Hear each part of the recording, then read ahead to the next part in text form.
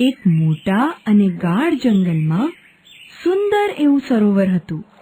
આ સરોવર પાસે એક કાચબો રહેતો હતો. તે ખૂબ જ બોલ કરતો હતો. તેના બે ખાસ મિત્રો હતા.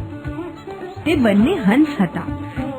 તેનું નામ એકનું ટીકુ અને બીજાનું દીકુ હતું. તે ઘણા સમય સુધી વાતો કરતા અને મોજ કરતા. એક વખતની વાત છે, એ જંગલમાં ખૂબ દુષ્કાળ પડ્યો. નદી, સરોવર, જંગલો સુકાવા લાગ્યા. અરે દીકુ, બધા લોકો જંગલ છોડી જવા લાગ્યા. બધાની જેમ આપણે પણ પાણીની શોધમાં નીકળી જવું જોઈએ. તારી વાત એકદમ સાચી છે. અરે શું કહ્યું? તમે પણ તમારા આ મિત્રને છોડી એકલો મૂકીને જતા રહેશો? અરે ભાઈ, મને એકલો મરવા મૂકીને જશો? મને પણ સાથે લઈ જાઓ. મારે પણ આવવું છે. અરે મિત્ર કીટુ, અમે તને પણ લઈ જવા ઈચ્છીએ છીએ, પણ તું ઉડી શકતો નથી ને, એટલે. અરે યાર, આટલી જ વાત છે. શું યાર? હું તમને એક યુક્તિ આપું છું. જો, ધ્યાનથી સાંભળો. એક મોટી લાકડી લો. તેને બંને છેડેથી તમે બંને પોતાની ચાંચ વડે પકડી લો. હું તે લાકડીને વચ્ચેથી મારા મોઢે પકડી લઈશ. આમ જ્યાં જવું હોય ત્યાં ઉડવા લાગો. કેમ, બરાબર ને?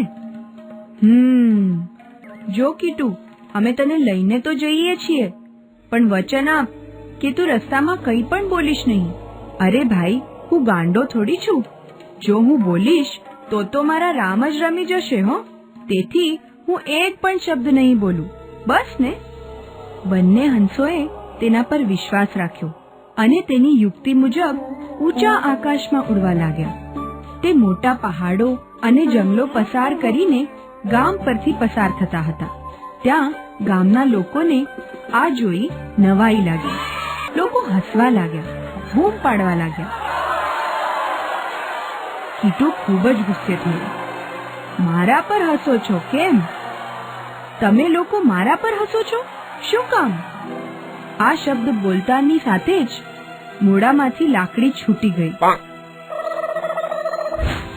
અને તેના રામ રમી ગયા. તે મરી ગયો. બોલ, તો જોયું ને, આપણી આદતો આપણને જ નુકસાન પહોંચાડે છે.